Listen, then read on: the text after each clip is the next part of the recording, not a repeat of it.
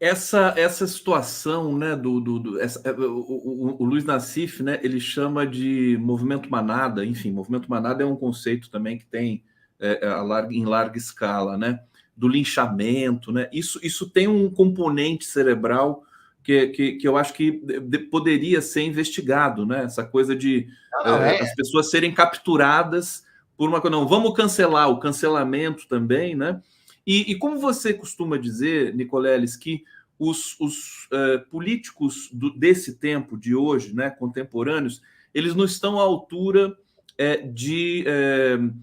digamos, articularem a questão da espécie humana, a subsistência da espécie humana. Eu queria que você falasse um pouco disso também para a gente, porque eu sinto muita falta. Por exemplo, não tem nenhum governo no mundo que eu conheça que tenha um gabinete, por exemplo, científico do ponto de vista do discurso e dos debates que vão ocorrendo, né? Como se comportar, como produzir a resposta para certos tipos de perguntas. Veja, é muito. A sua colocação é muito precisa. Eu estava em Londres, né, até a semana passada, para uma palestra, e eu andava e ia nos lugares de máscara, né?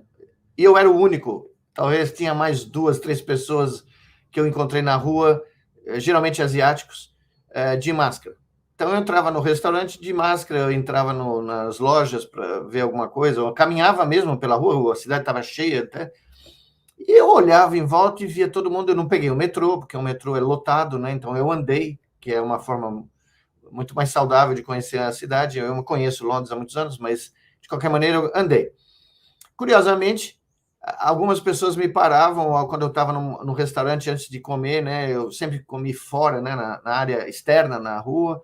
E o garçom, alguém viu: eu sou de máscara, o senhor não é daqui, nós não temos mais, o problema acabou. Eu falei: não, eu sou cientista, eu sei bem o que está acontecendo. Bom, ontem no Guardian saiu a notícia que, não sei se você viu, Londres está enfrentando uma epidemia de sarampo histórica e as internações por Covid começaram a aumentar.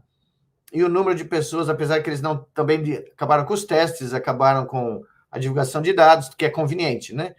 Como aconteceu aqui também, né? Os dados sumiram. Então, essa afirmação é precisa. E o governo inglês, que tinha nas suas mãos um dos maiores sistemas de saúde público da história, que é o NHS, né? Que está colapsado. Ele simplesmente colapsou. Hoje, lá em Londres, se você tiver um infarto ou um derrame, leva 6 horas em média para uma ambulância vir te buscar para ir para o hospital. Um colega virou para mim lá e falou: olha, meus filhos, eu peguei Covid 2 vezes recentemente, porque meus filhos pegaram na escola, mas eu não consigo uma consulta com o pediatra. Não tem vaga. Então, o sistema colapsou, literalmente.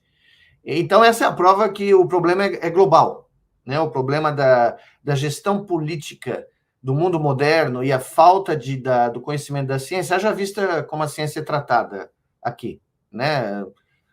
Tem os cardeais da ciência do Brasil que conseguem colocar seus prepostos em todas as posições chaves, né? Porque são considerados grandes mentes da ciência brasileira.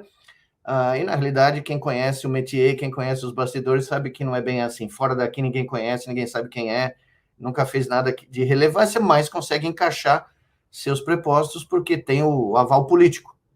E nessa brincadeira, a ciência é tratada como sempre foi, é o Ministério da Troca. Lá, vamos esperar o que acontece, quem precisa satisfazer uma vaga, e nunca se houve um plano, nunca se tem uma estratégia científica que seja coordenada com uma estratégia industrial, que seja coordenada com uma estratégia de bem-estar social, que seja coordenada com uma estratégia econômica do país, porque, na realidade, sem isso, sem essa conectividade, nós vamos continuar sendo o país do agronegócio, para sempre.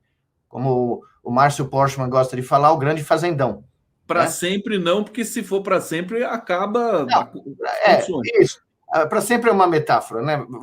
Até o meio ambiente, até as nossas florestas terem desaparecido, não ter mais chuva em São Paulo, porque a chuva vem da Amazônia, a água, né, os rios atmosféricos vêm lá da Amazônia para chover em São Paulo e no resto do Brasil, aqui do centro-oeste, da região sul e sudeste, até acontecer essa catástrofe, exato.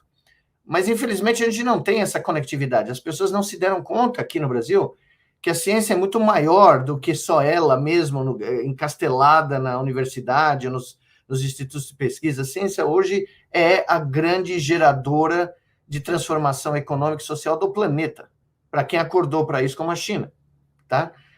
Ou como os Estados Unidos fez depois da Segunda Guerra Mundial, até recentemente. Lá também está colapsando, tá? Por causa da divisão brutal. Eu nunca vi. Eu cheguei nos Estados Unidos em 89, o país que eu conheci quando eu cheguei não existe mais, tá? Qual que é o mais radical dessa mudança lá? É a tremenda divisão de visões de mundo que ocorreu lá. Também houve uma infecção viral. Ela começou bem antes, né? Mas ela se perpetua com essa criação de visões do mundo completamente conflitantes. É uma guerra civil não declarada, tá? Apesar que alguns historiadores alegam que a Guerra Civil Americana nunca acabou. Ela nunca terminou. Ela acabou a guerra, né, de confronto armado, mas ela nunca acabou do ponto de vista ideológico, cultural, socioeconômico.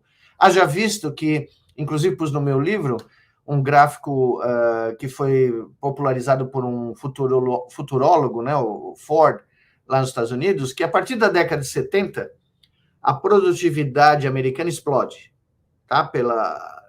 Todos os meios tecnológicos, todas as novas inovações de produção explodem, mas os salários continuam flat, tá? Continuam horizontal a curva. Então, a distância entre o ganho de produção e o custo do trabalho, ou a recompensa do trabalho humano, só explodiu nos Estados Unidos, e com isso a gente tem o fenômeno do surgimento dos bilionários das big techs, né, que se consideram os grandes overlords